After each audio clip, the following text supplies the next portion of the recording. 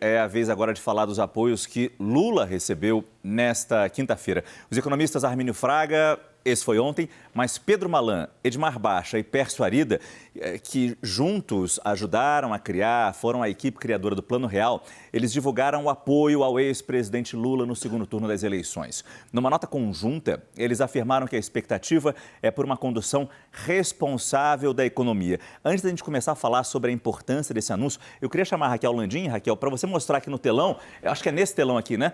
Acho que é nesse. Exatamente. A importância de cada um desses nomes neste momento de segundo turno de campanha. Vocês não sabem o ciúme que o Yuri Pita estava desse telão. É a segunda bullying que ele faz no dia com... Gente, isso aqui é da CNN Brasil. É que você maneja muito bem isso aqui. Sim. Vamos lá. Vamos lá.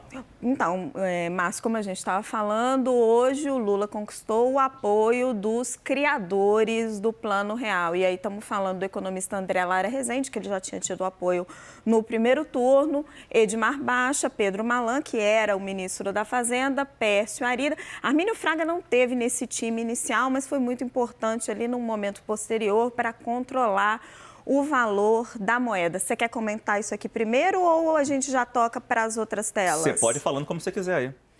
Então, hoje eu fui questioná-los para tentar entender o porquê desse apoio, principalmente esses que não o fizeram em primeiro turno, né? Se estaria focado na economia e não está, na verdade, porque não foi um apoio condicionado, não foi apoio que o PT entregou algo em troca. Foi um apoio, segundo eles mesmos dizem, com uma base democrática.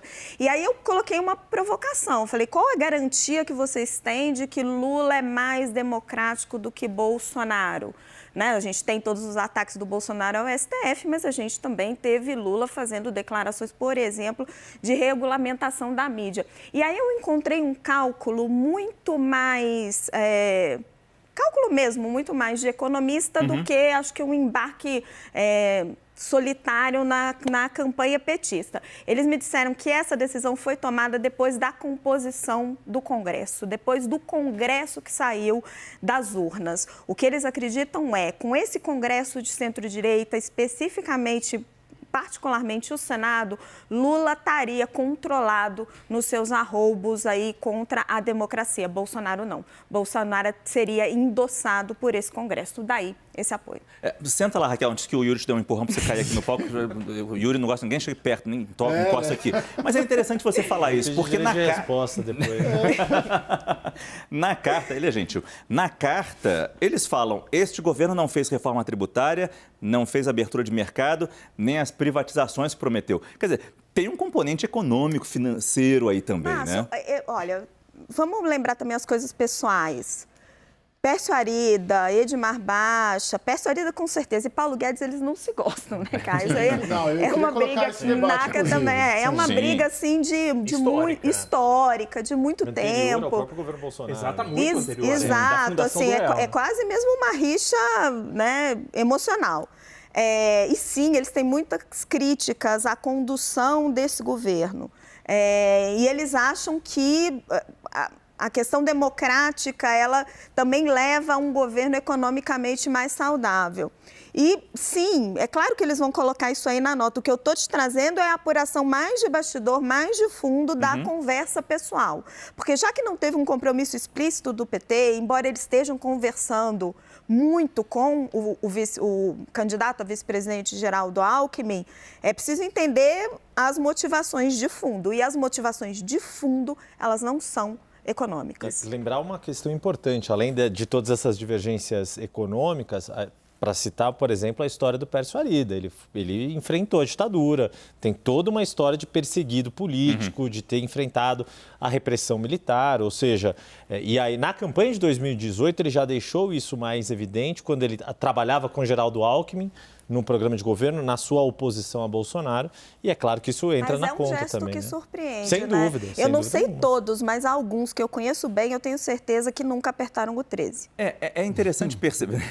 Verdade. É interessante notar isso e a gente vai fazer daqui a pouco esse contraponto. O que a gente já sabe da política econômica de um governo, das propostas econômicas de um lado, do outro lado, e o que ainda está nebuloso para Raquel e o Naca nos explicarem. Agora, Naca, hoje, quando saiu essa notícia de Edmar Baixa, Pedro Pedro Malan, Pércio Arida, Armínio Fraga. O presidente fez uma publicação no Twitter, colocou os 4 nomezinhos e falou: eu tenho Paulo Guedes, numa ilustração lá de um filme de Hollywood aí. É o equivalente? Como é que entra Paulo Guedes nessa briga e como ele é colocado nessa disputa? No mundo da economia que percebeu esse meme produzido pelo próprio presidente Bolsonaro, sim. Há uma percepção de que talvez o presidente Bolsonaro estivesse fazendo campanha para Lula, porque em termos de peso econômico, são 2 dimensões diferentes. Durante 2 décadas, talvez, Raquel, esses nomes que apoiaram hoje o ex-presidente Lula eram a elite absoluta do pensamento econômico no Brasil. Era o que tinha de mais sofisticado e bem elaborado até então. Portanto, acho que é uma balança um pouco desequilibrada, a percepção. Eu acho que o ministro Paulo Guedes tem méritos. Claro. Certo, né? Uhum. Ele finalizou a reforma da Previdência, ele aprovou o marco legal do saneamento, ele aprovou a privatização da Eletrobras, que era algo que a gente não imaginava, confesso, fui totalmente surpreendida. Mas falhou em várias promessas que ele tinha colocado, você tinha a Faria Lima muito esperançosa com ele. Agora, esse time que nós estamos falando, e aí não vou entregar a minha idade de novo, mas eu era criança aí, me lembro, eles debelaram a hiperinflação. Sim.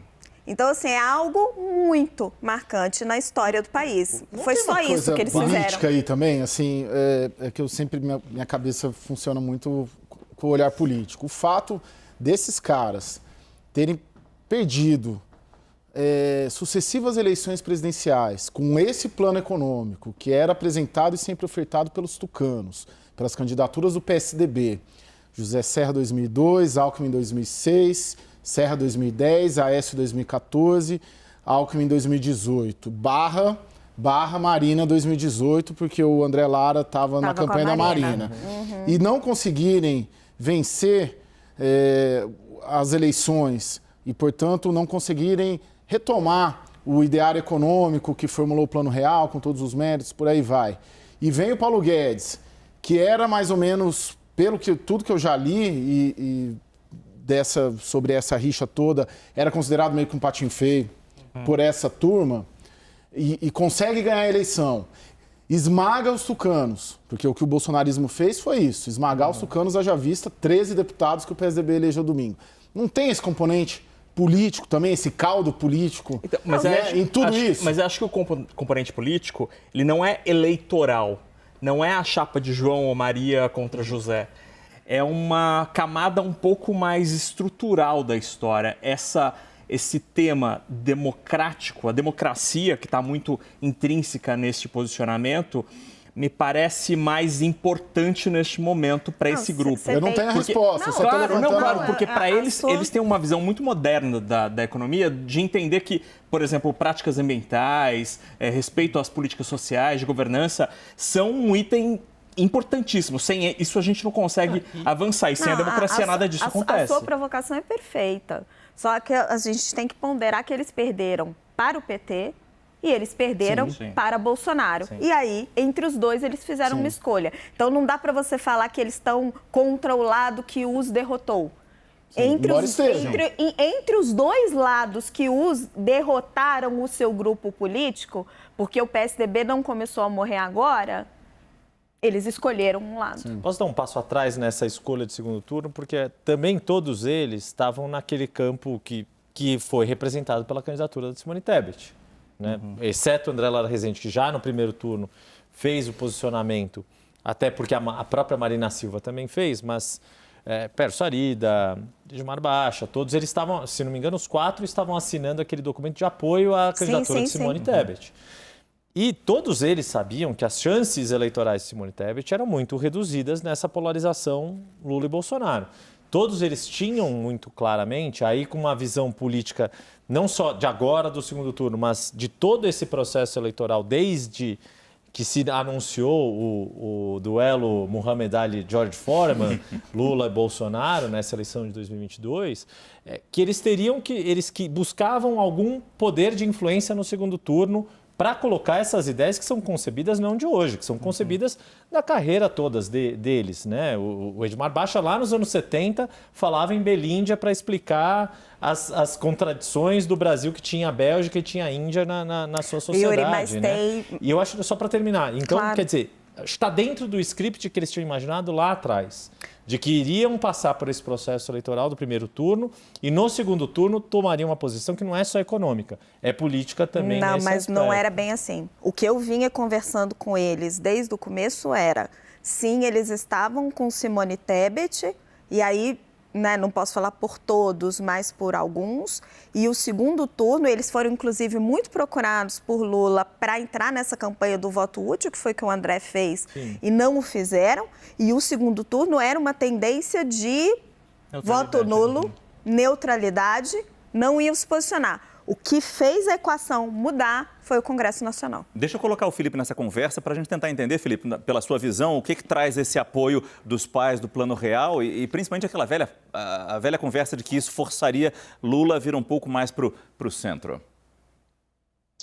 Eles têm essa esperança. No começo, para mim, continua sendo uma aposta, continua sendo aí uma publicidade de campanha, porque eu ainda não vi o próprio Lula explicitar a sua agenda econômica. Vamos ver o que ele vai fazer depois de toda essa frente de alianças que ele formou. Só queria lembrar que essa debandada dos economistas do Plano Real, do PSDB, também teve como expoente o Gustavo Franco, ex-presidente do Banco Central, que saiu do PSDB não para formar essa aliança com o petismo agora, mas saiu lá atrás, depois dos escândalos envolvendo o Aécio Neves, aquela gravação do Joesley Batista, para o Partido Novo.